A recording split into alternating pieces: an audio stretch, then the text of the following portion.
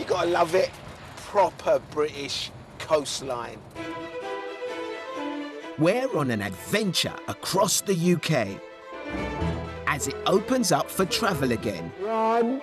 Yes, we're open! From rugged coastlines to breathtaking landscapes and natural habitats. See that? Our journey will take us to the 4 nations that make up the United Kingdom. And with an eye on our carbon footprint, we're in an all-electric revamp of an iconic British motor.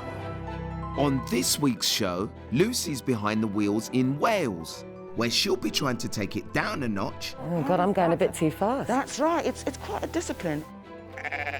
Making some new mates in the countryside. Do you want more food? Oh, that feels really weird on my hand. And throwing herself right in at the deep end.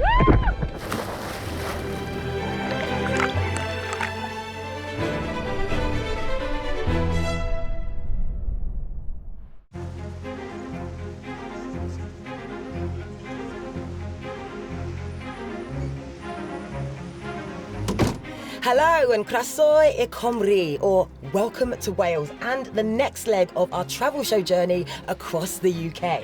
Don't know about you, but I'm pretty excited.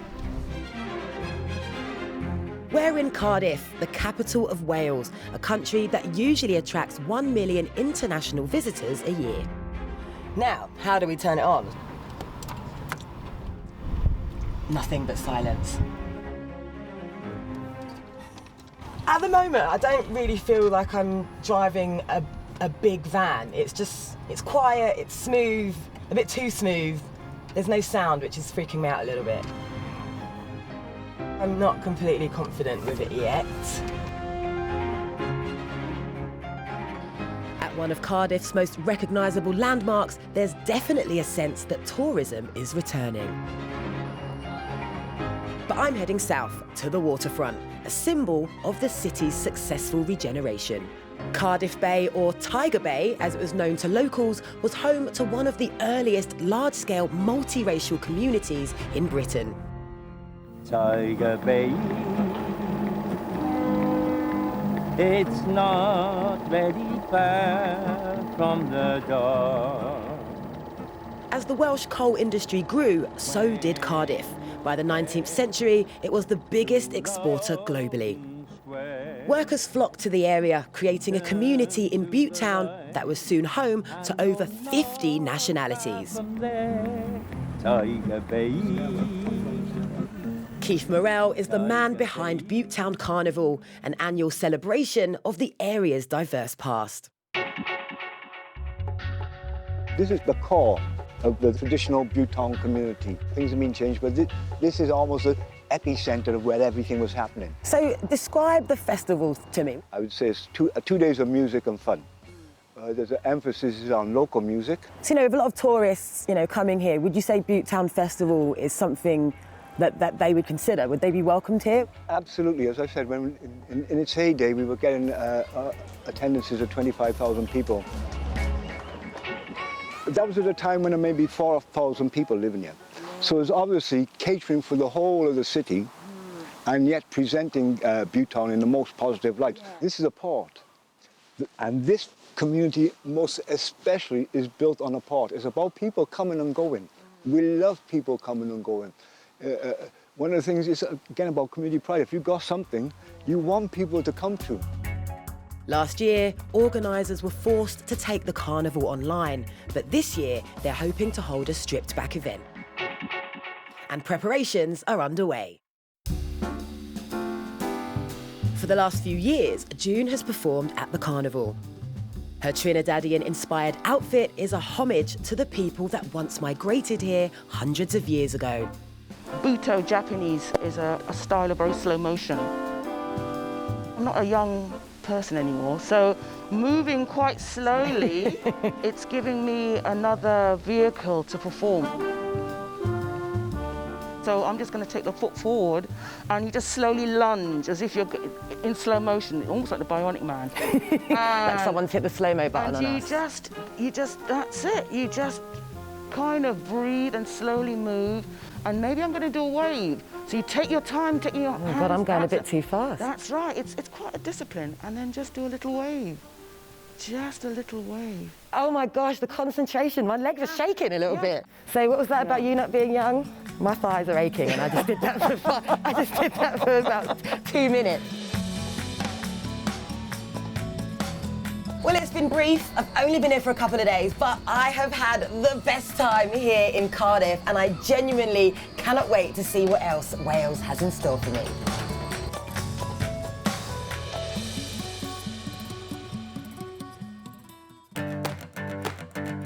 I leave the city for the rolling hills of the Brecon Beacons, less than an hour's drive from Cardiff. The national park is home to over 1,000 farms, largely dedicated to livestock. And with over 250,000 visitors a year, one particularly savvy farmer has developed an interesting business model: trekking with sheep. He's checking me out. He's just checking, I'm all good. His problem is he can't really see very well because his hair is so long, it's in his face. Meet Patches, my new pal for the afternoon. Do you want more food? I need to prove that I'm your friend. Oh, that feels really weird on my hand. You've got a very warm tongue there, Patches. Come on. Patches, you can have more food in a moment. The plan is to follow a trail around the farm with my fluffy companion. He's pretty obedient. Sometimes he kind of veers to the left or right, and I feel like I'm the one being walked. It turns out to be trickier than it looks. Come on, Patches. Come on.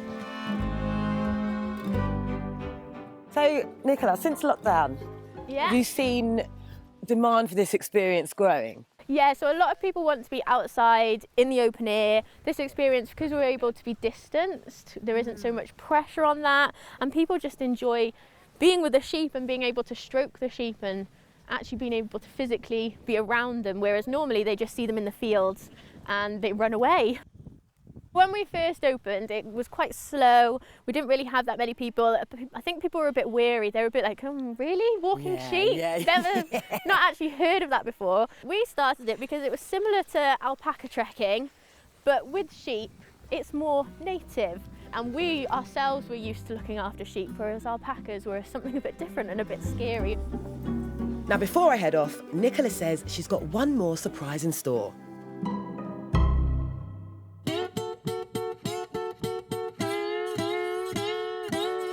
Welcome to Wales's very own Crufts-inspired goat agility training course. So the easiest one to start with is probably this one. They come up, then you can give them a little bit of food, and then they'll walk down the other side. Alrighty. Up you go. Come on, you can do it. You can do it. Climb, climb, yeah. Yay! Here we go. Yay! Well done. This way. Good boy. I'm getting tangled with the lid. Yeah. And through here. And this way. Good boy. So, how did you start with these agility courses? We've seen that dogs do agility. We've actually seen pony and horse agility. Yep. And we've seen some videos on YouTube of people doing sheep agility. And we thought, we'll have a go. Why not? So, and goats love to climb. Yes. They love to just jump and just cause havoc. Yeah. So we thought, why not have a go and see whether they enjoy it? And they seem to love climbing things. Yeah, I was going to say, they do seem to really enjoy this. And they're learning as well. Exactly. These guys are only about 16 weeks old now. Yeah. They haven't been doing it that long. So it's all new to them and they're just loving every minute of it, really. Yeah. So what's the purpose? And obviously, you said to me they're learning skills, but do they compete? No. Not yet. Not yet. We haven't seen any goat agility competitions yet. Yeah. So we're the first for everything. Exactly. Maybe we'll enter in some dog agility with the goats. I'm sure we'll get some funny looks there. Yeah, I'm sure. Come on.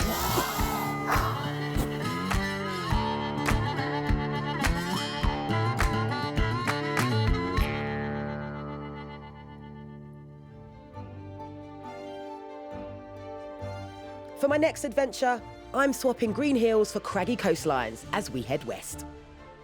Pembrokeshire is the UK's only coastal national park where beaches and coves punctuate nearly 200 miles of cliffs.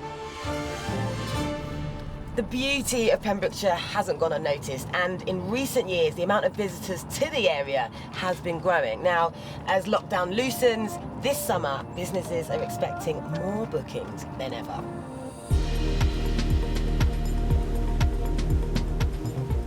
So welcome to Ramsey Island. My guide Fionn has worked on the waters around Ramsey Island for over 20 years. This is the largest gull in the world. It's the greater blackback gull. I've seen one eat a rabbit whole live down in one. They have also been known to take Yorkshire Terriers, so definitely not one to be messed with. Seagulls are pretty intimidating though, aren't they? So. At nearly 400 feet in places, the western cliffs on the island are some of the highest in Wales, making it one of the best places for birdwatching in the UK. 25 years ago, an oil tanker spilled 72,000 tonnes of oil into these waters, turning beaches black and killing thousands of seabirds. This devastating event spurred on locals to develop a marine code for visitors. Part of the problem is other water users who aren't used to the area, don't know the wildlife, and it's not knowing about it, so not knowing that they may be disturbing it. The code encourages visitors to plan ahead, reduce speed and keep their distance from wildlife. People will only save what they're passionate about, and to make them passionate about it, you've got to take them out and show it to them. So it's about striking a real balance between showing them what an amazing wildlife we have on our doorstep, but also not impacting it, not having a detrimental effect on it in the sort of meantime. So it's trying to strike that balance.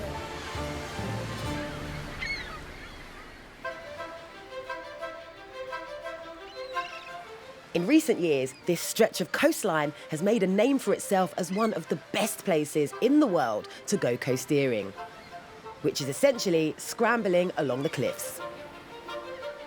It's hard to put a date on when coasteering started. I'm sure it's been happening for hundreds of years, but we were the first company to provide it as a commercial activity. So we made it more accessible to people and gave anybody essentially the opportunity to come and see what the coastline around here's got to offer, you know, and yeah, it is a bit mad to think that it started just over here. How did you cope during the last year? How's it been for you guys? So it's been really difficult.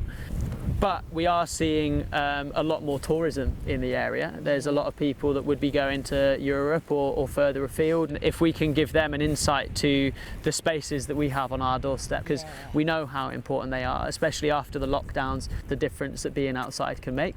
We just need to make sure that we're not abusing those spaces and that we're really looking after them so that generations to follow can also enjoy them. So now that I'm looking out, nerves are starting to kick in a little bit, but it's more about the temperature of the water rather than the activities. I'm actually really looking forward to exploring kind of nature at sea level. I've never done this before, so get me in that water.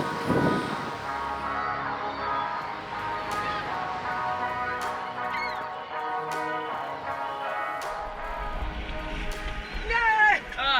There's no way I could have done that without my hands. I need more confidence.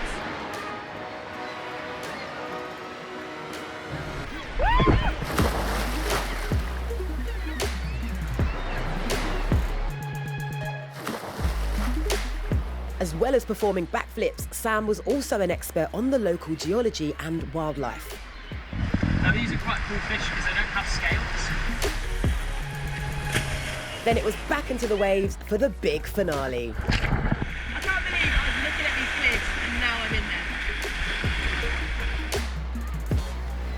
there. Sam had one last jump in store for me.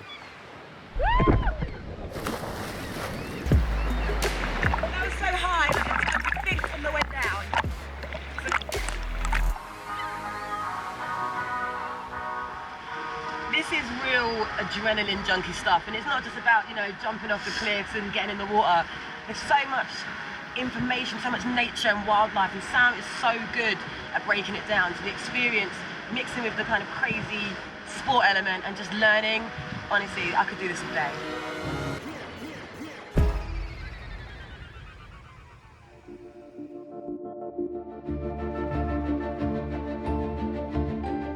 Next up, I'm heading 90 miles inland to the Devi Valley.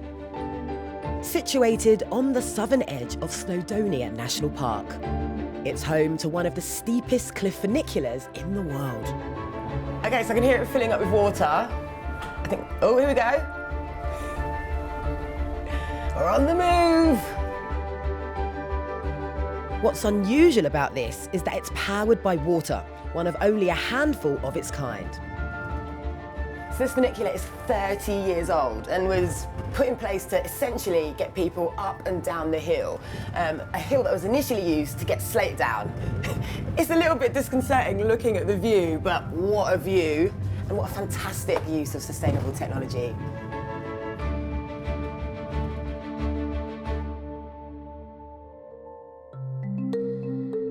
And it's all part of this, the Centre for Alternative Technology.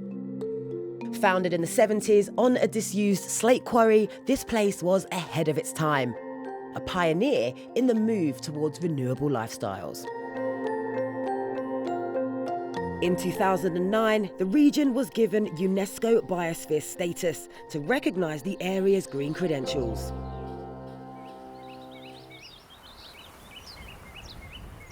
Down the road from Cat, and another attraction is doing its bit to promote a more sustainable future. All with the help of the world's second largest rodent, the beaver. Well, as we came out of the last lockdown, we had a new addition to the nature reserve, and we now have a family of beavers. Family of beavers. So explain to me what I'm looking out on here. Where would the beavers live?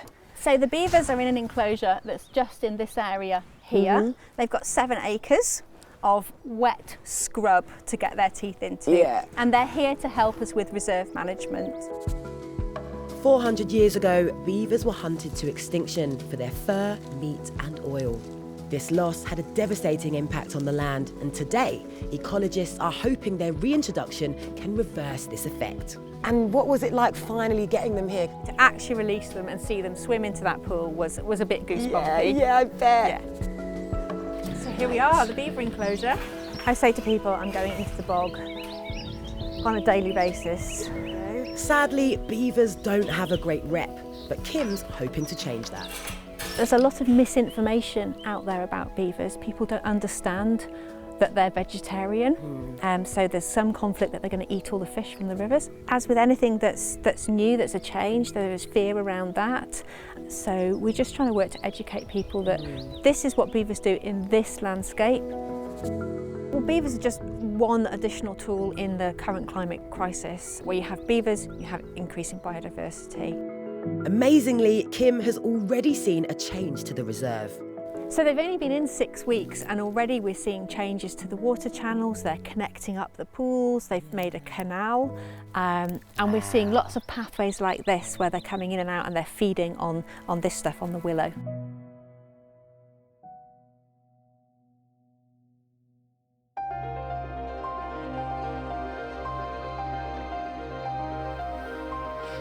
I couldn't come all this way and not see what all the fuss was about. But because beavers are nocturnal, we had to come back at dusk. Yeah, there's a beaver coming. Shh. Oh, I see it. Yeah. So he's swimming straight towards us. Where is he going? Just coming across. Right, I see it. Barely seeing that. It's right into the sun. Wow, we were waiting quite a while. I was just about to give up hope, and then round the corner came a beaver, totally worth being eaten alive by midges for. I think I've been held about 20 as well. Totally worth it. We saw beavers.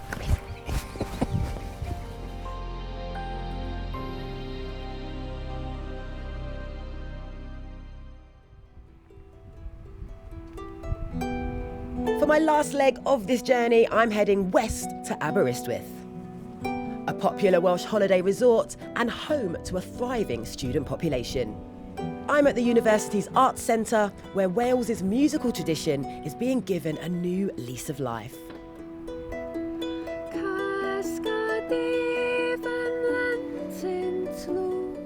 The 2 outside rows are like the white notes of a piano, which means you get that nice echo sound. And the middle row are like the black notes, but I won't demonstrate because I never tune them, because life's too short. This is the triple harp, an instrument only played by a handful of people across the world. I think it's Europe's only unbroken harping tradition. So it very nearly did die out, but it's great that recently I think there's been kind of a surge in interest in young people. Cerys is a member of Avanc, a Welsh folk band formed of young musicians from all over Wales. Over lockdown, they recorded and collaborated remotely, streaming their performances to thousands across social media. So would you say, you know, doing these kind of virtual performances and recordings, has that helped keep you sane during lockdown? It reminds you that there's a world out there. Yeah, well, I bet you can't wait for things to get back to normal, so performances can resume and things like that. Yeah. Oh, the wind is playing the joining harp. in. Yeah, this is the wind playing the strings. Well, here's hoping I can play this thing better than the wind. I'm not going to lie, Cerys, I feel a little bit unnatural here. So I look the part. But You know the part, and that's all that matters. Right, here we go. I'm on a red string. Yeah, and then you get your other hand on the other red string. Yeah, and then you just play them and you've got a little echo. And again. And down, back down again. And then to here. It's really messing with my eyes. How do you do this without going mad? That was the first bar of a famous Welsh tune called Put Ar Bys, which is the one everyone learns first. Yeah. So you're well on the way. You'll make a star of me yet, Cerys.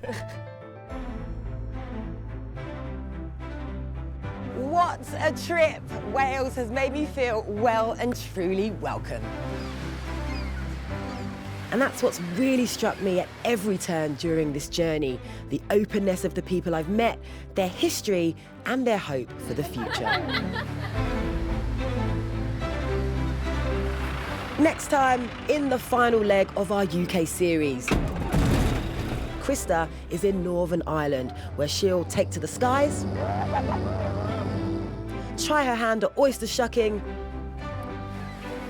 and explore one of the country's magnificent natural wonders. Incredible. Legend has it that it came about because of a fight between two giants.